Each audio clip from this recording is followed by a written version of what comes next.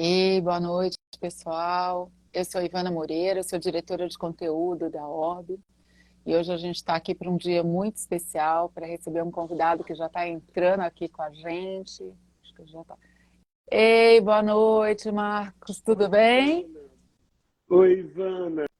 Boa noite. Que Nossa, alegria alegria estar com nossa, assim, você. muito especial. A gente está fechando aí, caminhando para fechar essa semana com você, viu?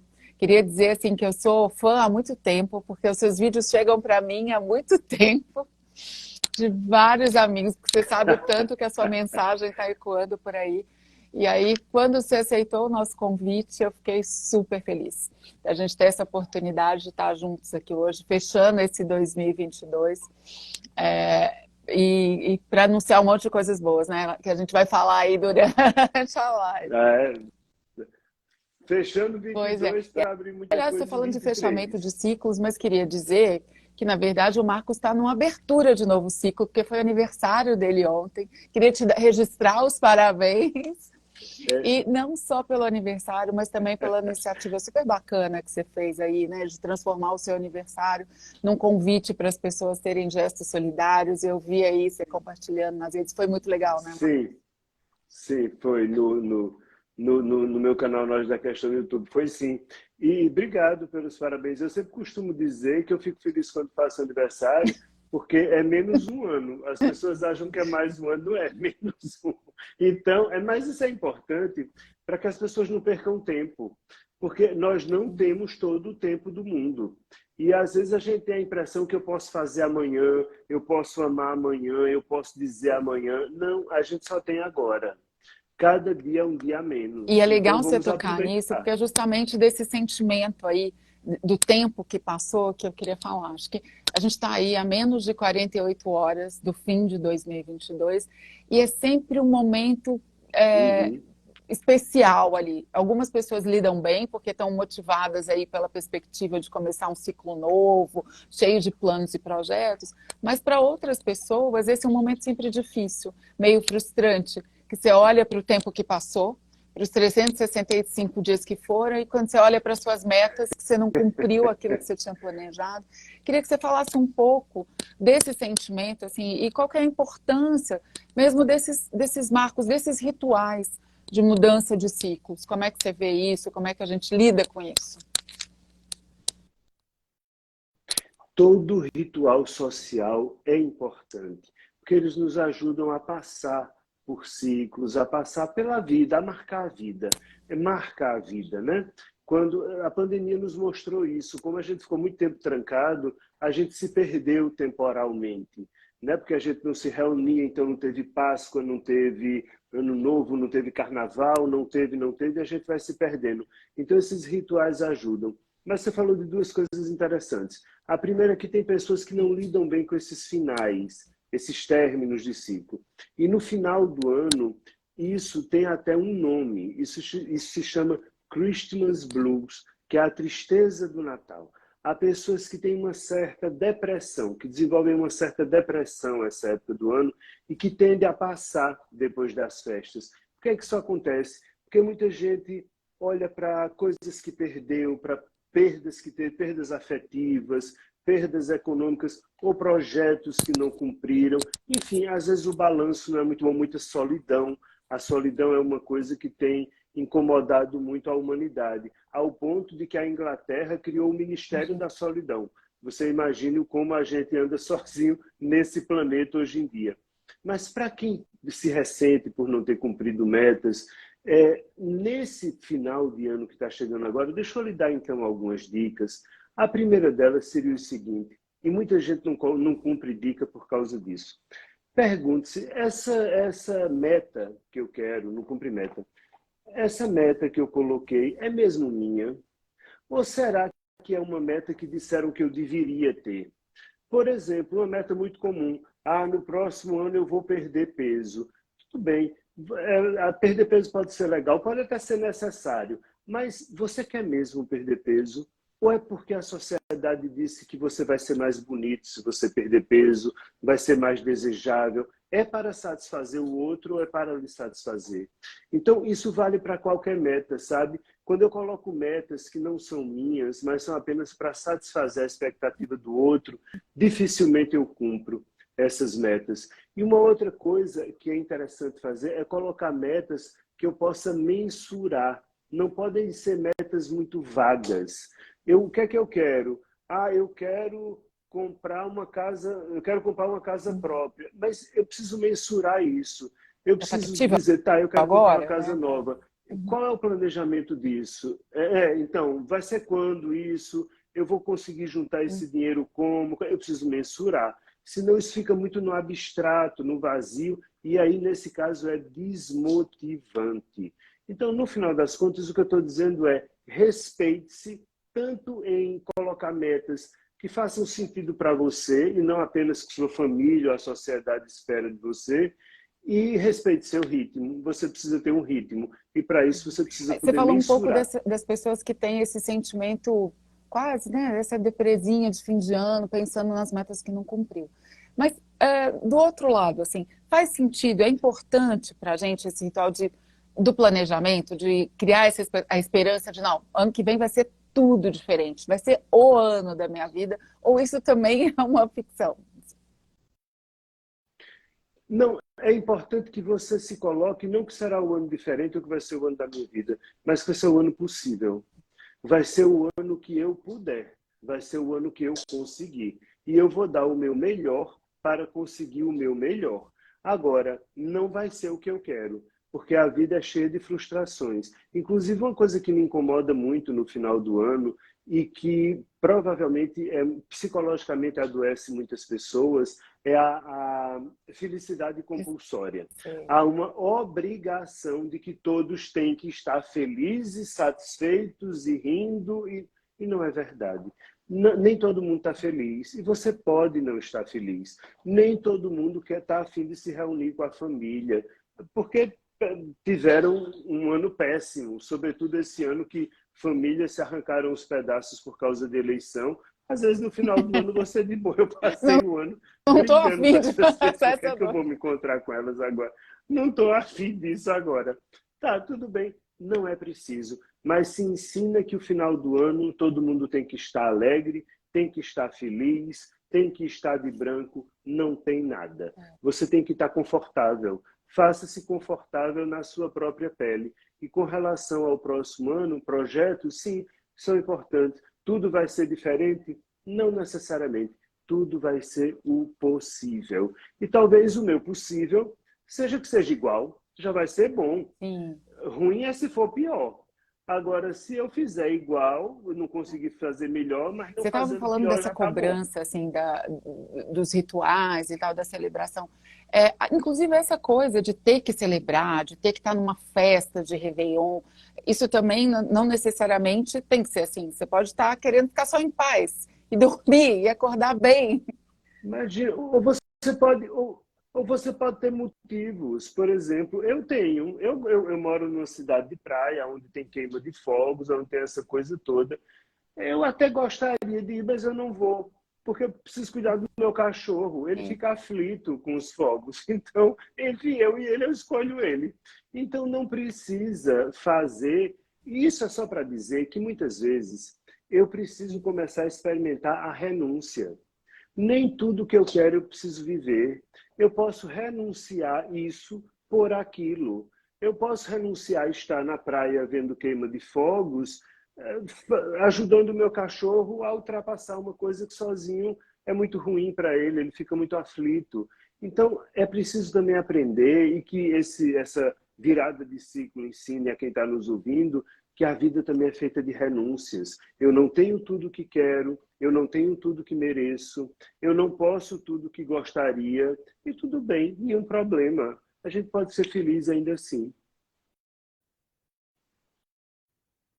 Acho que você travou.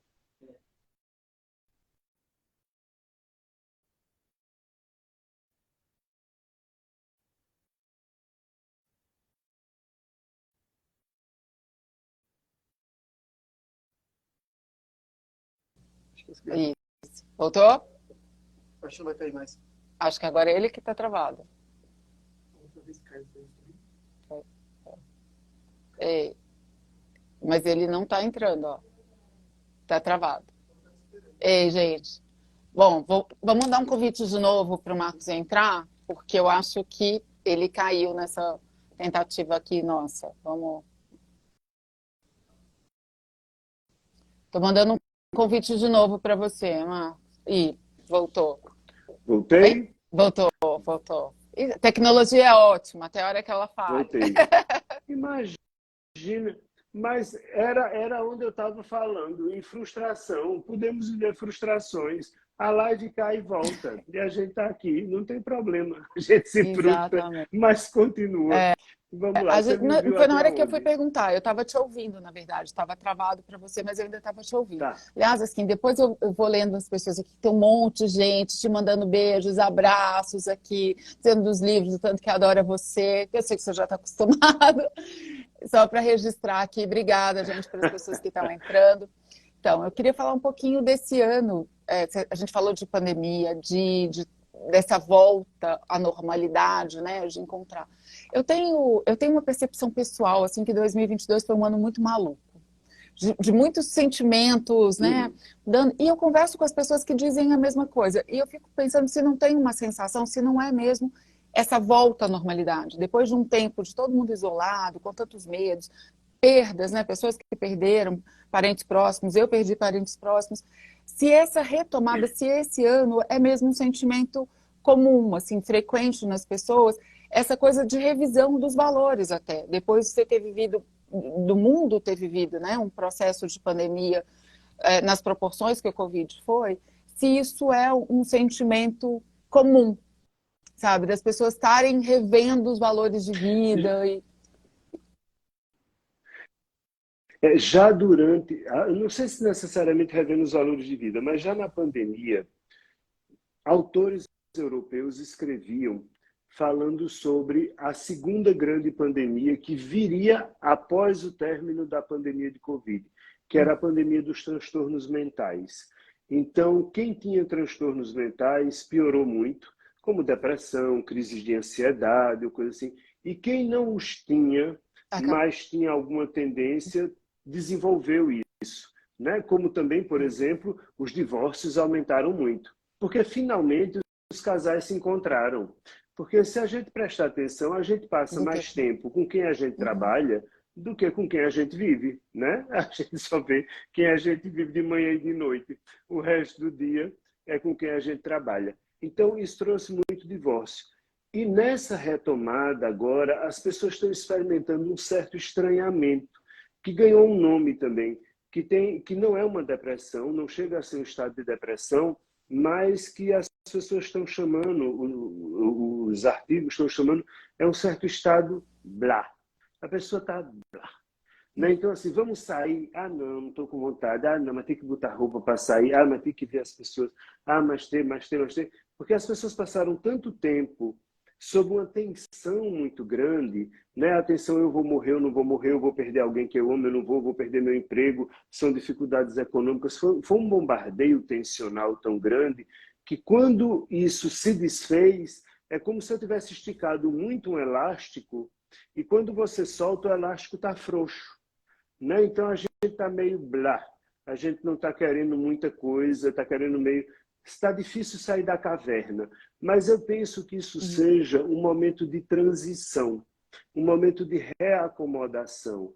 E eu penso que 2023 já será diferente, já será melhor, e as coisas tendem a ir voltando. Até porque o mundo se reconfigurou. A gente descobriu, por exemplo, que muitas profissões você não precisa ir presencialmente. E Né? tem Você um pode fazer de rearranjo aí, casa. né?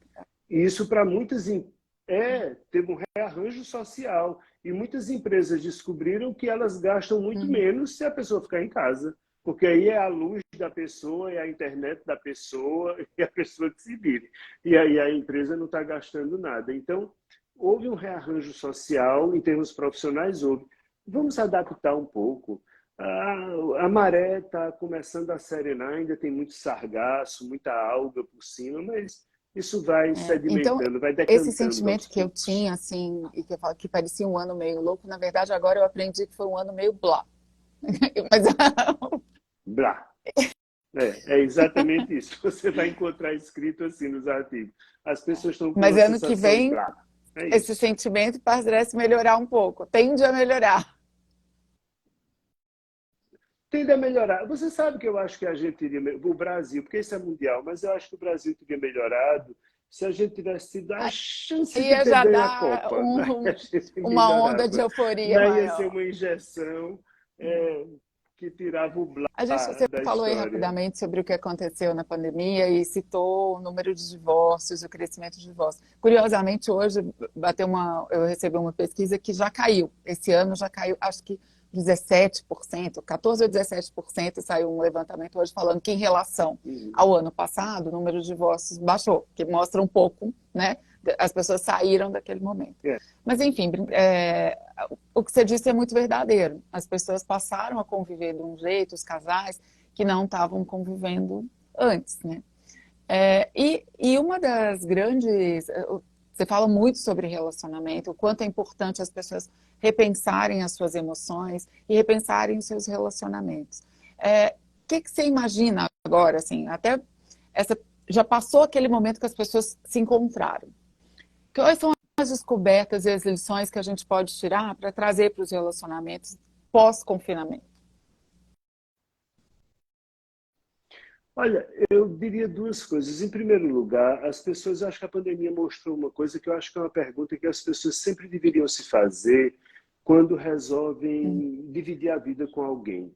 Não é se eu amo essa pessoa, não, porque amar é só um detalhe. Eu até posso viver com quem eu não amo. Amar realmente é só um detalhe dentro do contexto inteiro.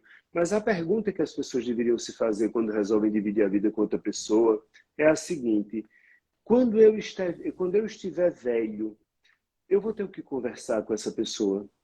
Porque é muito fácil viver com alguém quando eu sou jovem, porque eu tenho muitas mediações. Então, o trabalho media minha relação, eu não estou o tempo inteiro com aquela pessoa. Se eu tenho filhos, os filhos mediam, os amigos mediam, eu tenho uma série de mediações. Quando eu estou velho, normalmente os filhos já foram embora, já aposentou, está mais em casa, aí fica só você e o outro. Você vai ter o que conversar com essa pessoa quando você estiver velho. Essa pessoa é suficientemente interessante para que você esteja ao lado dela na velhice. Se ela for, fique com ela. Esse é um bom termômetro. O outro termômetro que as pessoas deviam considerar até mais do que amar quando conhecem uma pessoa é: essa pessoa lhe faz rir. Porque se ela lhe faz rir, vale a pena. Se ela não lhe fizer rir, definitivamente ela não é a melhor companhia. Ela precisa lhe fazer rir. Agora, quando as pessoas me perguntam qual é o segredo para se viver muito tempo com uma pessoa, para mim a palavra é muito simples. Você precisa aprender a perdoar o outro. Mas não é perdoar a traição. Isso é o de menos. É perdoar o outro por, porque o outro não é o que eu gostaria que o outro fosse. É perdoar o outro por ele não atender minhas expectativas. É perdoar o outro por ele não corresponder à fantasia que eu criei a respeito dele. Quando eu consigo perdoar o outro, dele não ser a minha fantasia e dele ser o que ele consegue ser, aí a gente vive para sempre. Você sempre fala disso da gente conhecer, falar das emoções. Você acha que, de modo geral, a gente, como a nossa geração aqui, não está acostumada a olhar para dentro e entender as próprias emoções? Porque às vezes a gente projeta no outro expectativas nossas, porque a gente não se conhece bem ainda, né? Qual que é a importância do autoconhecimento para a relação a dois? Não, o autoconhecimento eu nem acho que a gente não tenha. Esse até a gente está exercitando muito. A palavra da moda agora é o empoderamento. Então, está todo mundo se empoderando, tudo bem. Mas a questão não é essa, a questão é se interessar em conhecer o outro. Porque está todo mundo interessado em falar de si. E ninguém está interessado em ouvir o outro. Então, comece a tentar ouvir o outro, porque as pessoas, elas precisam tentar escutar o outro para compreender. Só que as pessoas ouvem pensando no que é que vão responder. Então, na hora que eu estou o tempo inteiro, o outro está falando, eu estou pensando no que eu vou responder, eu não estou ouvindo o outro, eu estou me ouvindo. É preciso tentar entender o outro. Eu gosto muito de dar esse exemplo. Imagine, por mais absurdo que seja o que o outro está dizendo, por mais deslocado que seja, eu sempre tendo a imaginar o seguinte: a realidade é um cubo flutuando no ar. Então, se este lado do cubo for vermelho e este daqui for verde, eu vou dizer que o cubo é vermelho e você vai dizer que o cubo é verde. Se eu não sair do meu lugar, fizer a volta e tomar a sua perspectiva, eu nunca vou entender que para você o cubo é verde. E quem está com a razão? Os dois. Mas fica você dizendo que o cubo é verde e eu gritando que o cubo é vermelho e ninguém se entende. Para, sai da tua perspectiva, entra um pouco na perspectiva do outro e compreende o que o outro está dizendo. Você pode não concordar, você não precisa concordar, mas você precisa entender o que é que o outro está lhe comunicando. E a gente só está, nesse momento da vida, muito interessado em eu tenho direito, eu posso, eu sou dono, eu mando. Eu acho isso tão engraçado. Essa ideia me parece muito engraçada. Você já deve ter visto casais brigando, aonde um diz assim, você não manda em mim, se eu quiser fazer, eu faço. Essa, para mim, é a briga mais insana que um casal pode ter. Porque se eu realmente acredito que você não manda em mim, eu não preciso nem dizer Você já isso, muito sabe. menos gritar. Eu escuto. Eu escuto o que você está dizendo, escuto com muita paciência, com muita generosidade, fico calado e depois não faço, porque você não manda em mim. Agora eu não preciso lhe dizer que não faço e não preciso dizer que você não manda em mim. Eu simplesmente não faço, porque sei que você não manda em mim. Então, o outro achar que manda em mim não me perturba em nada, me diverte, na verdade. Eu acho graça o outro achar que manda em mim. Eu fico vindo, me divertindo internamente, né? Tá. É E só depois isso. não Tem faço. um monte de gente fazendo comentários aqui, mas teve alguns que se repetiram. E aí tem gente, quando você estava falando de como manter um relacionamento longo e a importância desse perdão, a história de Uhum, ter o que conversar com a pessoa quando você estiver lá no fim da vida e que essa pessoa te divirta, e aí alguém pergunta uhum. assim, mas e o tesão? E se o tesão acaba, dá para continuar junto? Quem perguntou Ixi, foi homem agora ou já mulher, subiu. você sabe? Eu já era mais de por quê? Não, não importa, tanto faz. Mas Tá bom. deixa eu quebrar uma fantasia, então, de quem perguntou sobre o tesão. Olha, deixa eu te explicar uma coisa, bebê. Se você gosta de sexo, não case. Sexo e casamento, eles não andam muito Justo. juntos. Agora, ninguém tem coragem de dizer, a gente vai fazer o quê? Agora, sexo e casamento não andam muito juntos. Essa conversa de que você está casado há 15 anos e tem o mesmo tesão do tempo de namoro, isso é conversa. As pessoas têm duas vidas sexuais. Uma vida sexual que elas dizem em público e outra que elas contam ao psicólogo. E eu lhe garanto que aquelas contam ao psicólogo é muito diferente. Sabe por quê? Porque sexo está ligado à fantasia. E é muito legal a gente fantasiar com gente que a gente não conhece. Fantasiar com desconhecido é uma beleza. Então, é por isso que o carnaval funciona. Beijar quem eu não conheço, ficar com quem eu não sei o nome, é um tesão, é uma maravilha. Agora, fantasiar com quem eu vejo, fazendo cocô, arrotando e tudo no mundo há não sei quanto tempo, é mais difícil. O que não quer dizer, o que eu estou querendo dizer é que, sim, se perde muito desse tesão que você está falando. Agora, a gente pode ressuscitar o erótico, que não precisa ser necessariamente genital. Então, eu posso ter relações que têm muito a ver com sexo e não tem nada a ver com genital. Por exemplo, eu tenho uma paciente que certa vez disse o seguinte, ela disse, olha, eu não quero nem saber se meu marido sai com outra pessoa. Eu não tomo nem conta disso. Isso eu não quero nem saber disso. Agora, assistir às nossas séries com outra pessoa, isso é inadmissível. Isso eu não perdoo. É isso, porque o que ela está falando é de intimidade. Então, sexo pode ser ficar agarrado embaixo do edredom, pode ser um carinho, pode ser coçar as costas, pode ser tanta coisa. Agora, você achar que você vai ter aquela virilidade genital do tempo de namoro, depois de um bom tempo de casado, tá? Se você Você está tiver, esperando alguém me te contar. conte. Agora, a maioria me diz diferente. A Você, maioria me você conta perguntou diferente, se mas tudo bem. era um questionamento de homem ou de mulher. Homens e mulheres lidam com isso diferente? Tem uma expectativa? Homens homens e mulheres lidam com isso diferente. Absolutamente sim. Aí vale o que valer. Por questões sociais, porque foram educados, porque um tem mais testosterona do que o outro. A mim tanto me dá. Mas sim, lidam de forma diferente. E as mulheres lidam melhor com isso do que os homens. Porque os homens fazem Claro. uma associação via de regra. Isso não é uma regra absoluta. Mas os homens tendem a linkar sexo a amor. Então, se ela transa comigo, ela me deseja, se ela me deseja, ela me ama.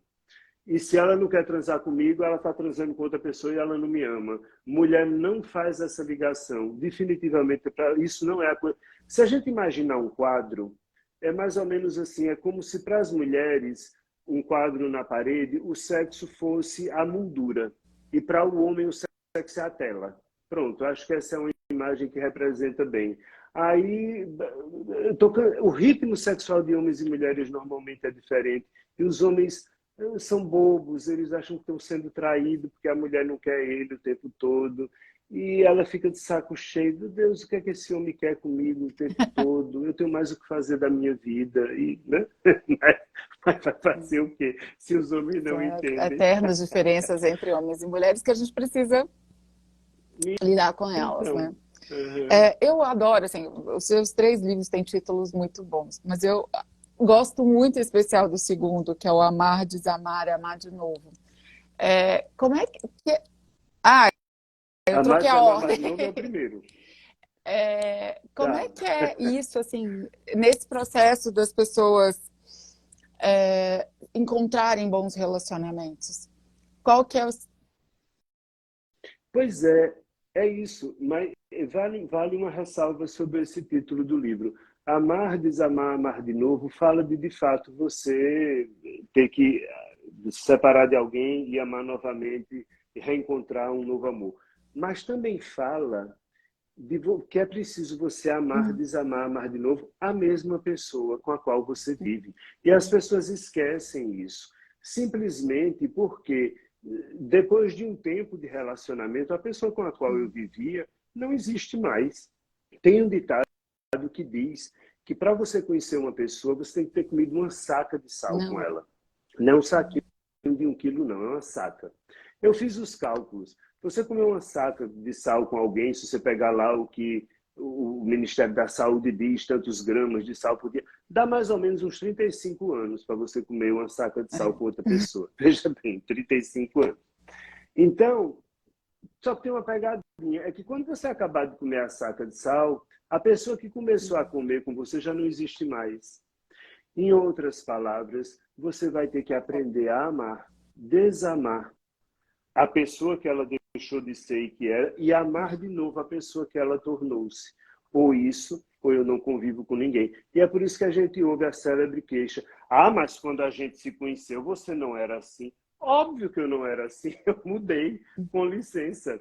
As coisas mudam. Tudo, até minha assinatura muda, nem minha assinatura é mais a mesma, o que dirá eu. Então, é preciso aprender a amar, desamar, amar de novo a mesma pessoa. E também é preciso aprender a amar, desamar alguém que definitivamente nós nos desencontramos ou já vivemos tudo que tínhamos para viver junto e nos abrirmos para uma nova experiência, para um novo amor. E aí o truque está em não ancorar o passado no presente. Porque eu tive uma má experiência no passado, isso não significa que eu terei uma nova má experiência. Porque eu comparo muito as pessoas a elementos químicos. Se eu pego o elemento químico A e junto com o elemento químico B, eu posso ter um veneno. Agora, se eu pego o mesmo elemento químico A e junto com o elemento químico J, Uhum, eu posso ter um perfume. Então, a questão não era o elemento químico em exatamente. si, é a união dele com outra. Ou seja, às vezes a gente se junta com pessoas que tiram o que a gente tem de pior. E às vezes a gente se junta com pessoas que tiram o que a gente tem de E melhor. quando a gente Assim que é. reconhece que você está junto com uma pessoa que está tirando o seu pior, aí é essa hora de você entender que está na hora de desamar e amar outra pessoa? E começar a se amar, não é? Porque tenha paciência. Se eu encontro uma pessoa que tira de mim o que eu tenho de pior, esta pessoa me fez, ou a convivência com esta pessoa me fez, um ser humano pior. E não é esta a função de um relacionamento. A função de um relacionamento é colar asas nas minhas costas, é me fazer voar, é me fazer mais. Se ao invés disso, essa relação amarra bolas de ferro nas minhas canelas e me afunda dentro de um lago pantanoso, o que é que eu estou fazendo nessa história? Eu não estou dizendo que não dói, dói. Se separar dói. Porque quando eu me separo, por menos que eu goste do outro e por mais mal que o outro me faça, eu não perco só o outro. Se eu perdesse só o outro, era fácil. O problema é que quando eu me separo, eu perco coisas de mim. Eu me perco de mim. Eu perco pedaços meus. E é por isso que é tão difícil separar. Se eu perdesse só o outro, era bobagem, era fácil. Mas aí eu perco o meu lugar social, por exemplo, né? Eu já me torno uma pessoa separada. Eu perco o olhar que aquela pessoa tinha para mim. Eu perco a companhia. Ou seja, eu perco um lugar que eu tinha. E muitas outras coisas minhas se perdem. E por isso é tão doloroso. Mas às vezes, bom, às vezes é preciso matar o nervo de um dente para não ficar sentindo dor e manter o Queria dente, passar né? agora para o seu livro desse ano, dos lançamentos aí do Amar e Ser Livre é Possível. Como é que é essa história e o que que a gente tem que buscar? O que que é esse ser livre? É, pois é, a ideia do ser livre é curioso porque as pessoas elas pensam muito e tem gente que diz, não vou me relacionar porque aí a gente perde a liberdade, a gente fica preso. Aí, quando você vai ver, de base, o conceito de liberdade da pessoa já é falho. Porque muitas pessoas acreditam que uma pessoa livre é aquela que faz o que quer, na hora que quer, do jeito que quer, como bem entende. Isso não é ser livre, isso é ser irresponsável. Porque se eu tenho o mínimo de responsabilidade, não vai ser assim. Uma pessoa verdadeiramente livre é aquela que pode escolher em qual jaula quer estar preso. Porque jaulas sempre existirão. Isso não é um problema. O problema é quando eu estou na jaula que a sociedade me colocou, que meu marido ou que a minha esposa me colocou, que minha família me colocou. Aí é complicado.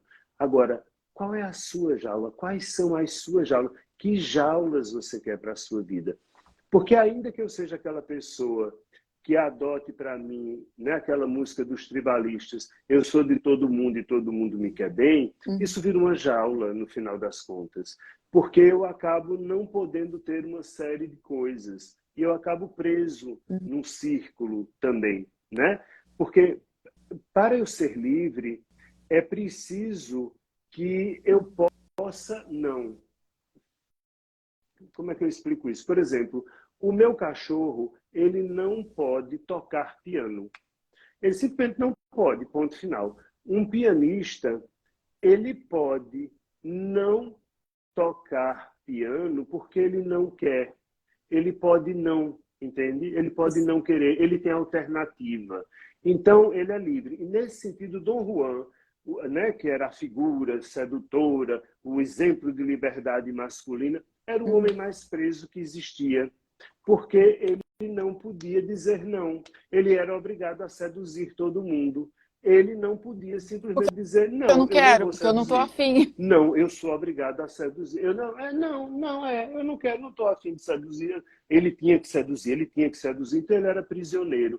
Que jaula você quer estar?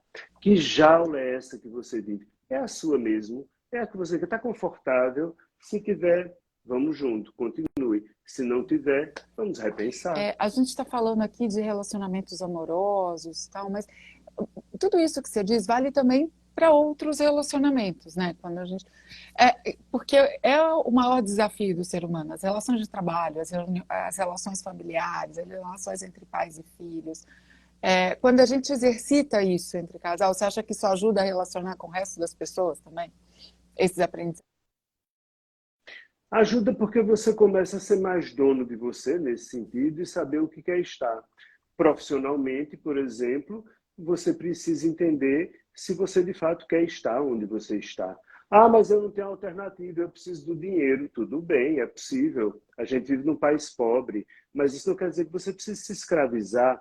Você pode usar onde você está como ponte para outra coisa. Então, durante um bom tempo, eu vou usar esse salário que ganho para escolher outra jaula para mim, para me aprimorar, para me aperfeiçoar, ou para fazer contatos, para o que quer que seja.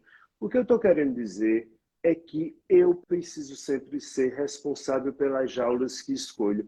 Ah, mas eu não escolhi meu pai nem minha mãe. Bom, é verdade, mas também seu pai e sua mãe não lhe escolheram. Você nasceu porque nasceu. E necessariamente vocês vão se amar? Não, necessariamente não. Isso não é verdade, que pais e filhos necessariamente se amam. Isso não é. Mas se eu preciso conviver, como é que eu articulo isso?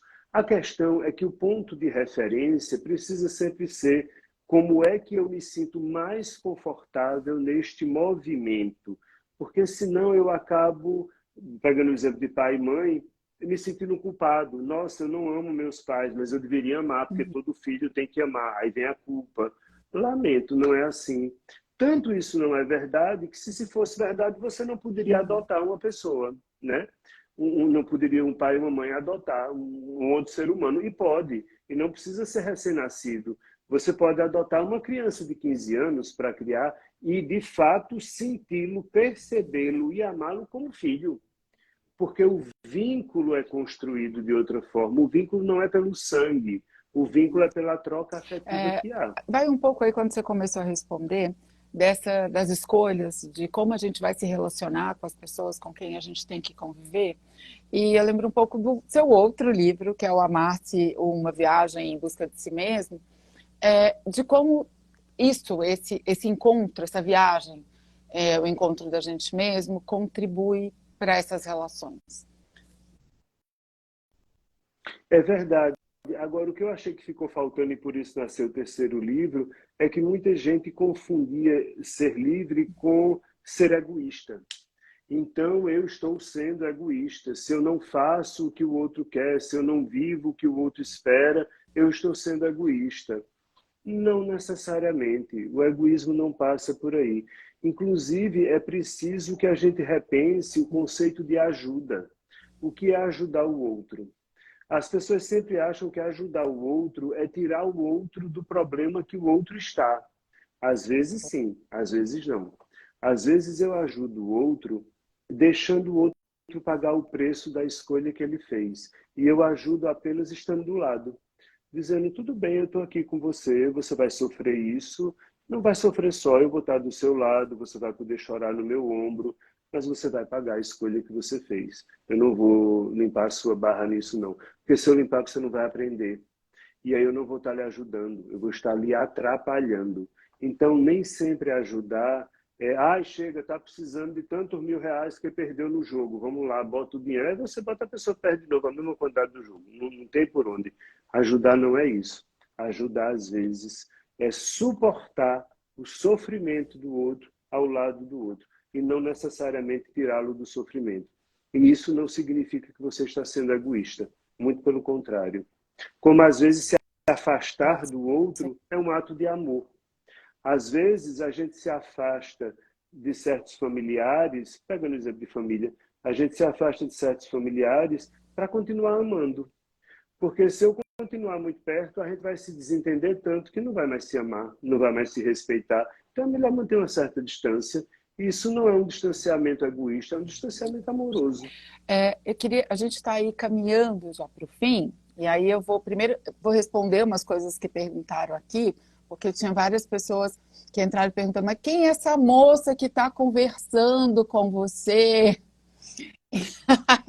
Quem que é essa sua convidada? Eu queria dizer, mais ou menos, ele é o nosso convidado. Não, eu sou o convidado, tá? A moça me convidou. Agora eu ainda estou achando que a moça tem cara de menina. Vocês ainda deram o posto de moça. Eu estou vendo Não uma é menina na mesmo? minha frente, mas tudo bem. Mas só para dizer, eu sou jornalista, sou Ivana Moreira, sou diretora de conteúdo da Orbe, que é uma plataforma de conteúdo do Grupo Bandeirantes de Comunicação. E um dos motivos da gente estar nessa live de hoje, primeiro era para receber alguém tão especial, tão extraordinário, quanto todo mundo está dizendo aqui, quanto o Marcos Lacerda, para falar desse momento de fechamento de ciclo, né, dos rituais de fechamento, desse momento de transição de fim de ano, que é tão rico para todo mundo, mas esse não era o nosso único motivo. A gente tinha um motivo muito especial, que era contar para vocês que o Marcos começa no ano que vem como nosso colunista, convidado. Ele vai ter um programa com a gente aqui na Orbe. E a gente está super honrado de ter alguém do seu calibre, assim, alguém que tem tocado tantas pessoas, porque falar de relacionamento é fundamental, né? Eu acho que relacionamento tem tudo a ver com saúde mental e as pessoas estão precisando falar tanto sobre isso.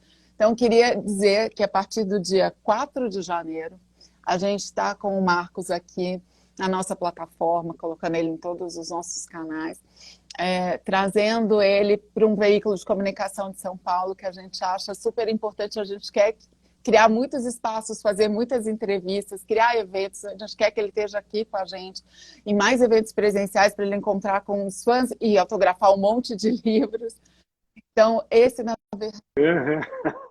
Foram filas de Pois 9 é, horas em São e a Paulo, eu gente me quer repetir diverti, porque adorei. ficou um monte de gente de fora, né? Então a gente precisa trazer de novo. Então a gente tem aí muitos planos para 2023, em parceria com o Marcos, para a gente estar discutindo todos esses temas que vocês que já o acompanham.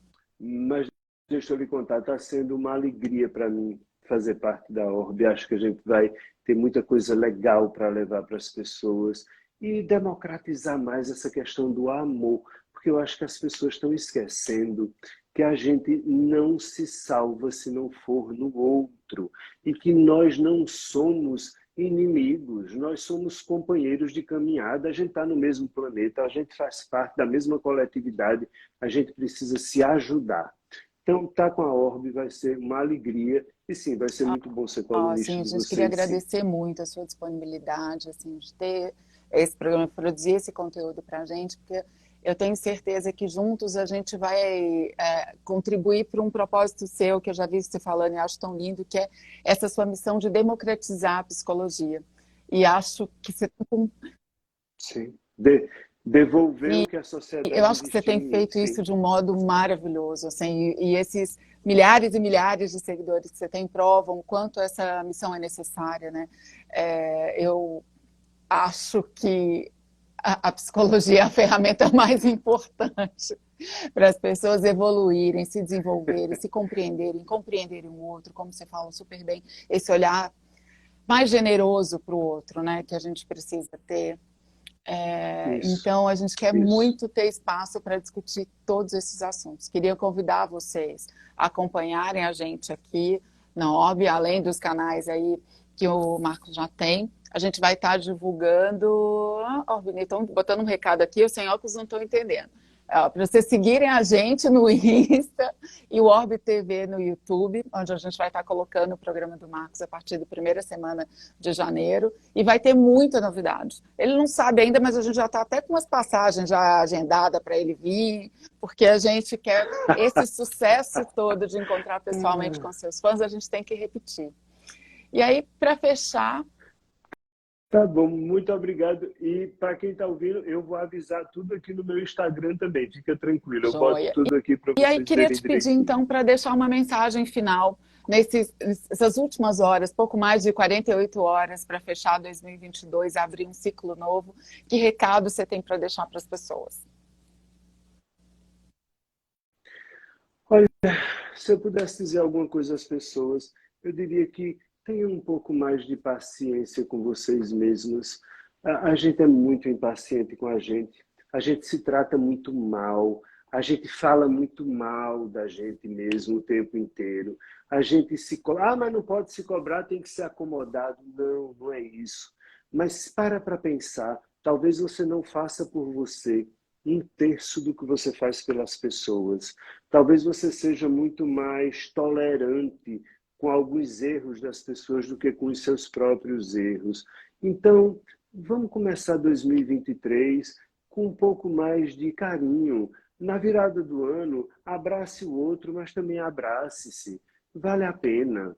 A gente não precisa ser tão duro com a gente mesmo, até porque isso ajuda muito pouco, mas nos ensinam que a gente precisa ser carrasco da gente mesmo.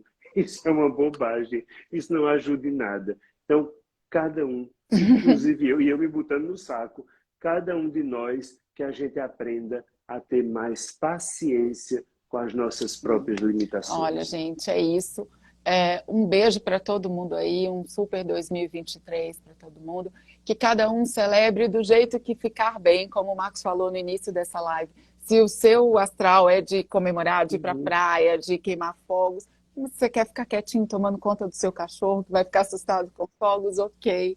Mas que uhum. seja só um momento especial aí de começar um ciclo novo, cheio de otimismo e com muita vontade de amar os outros.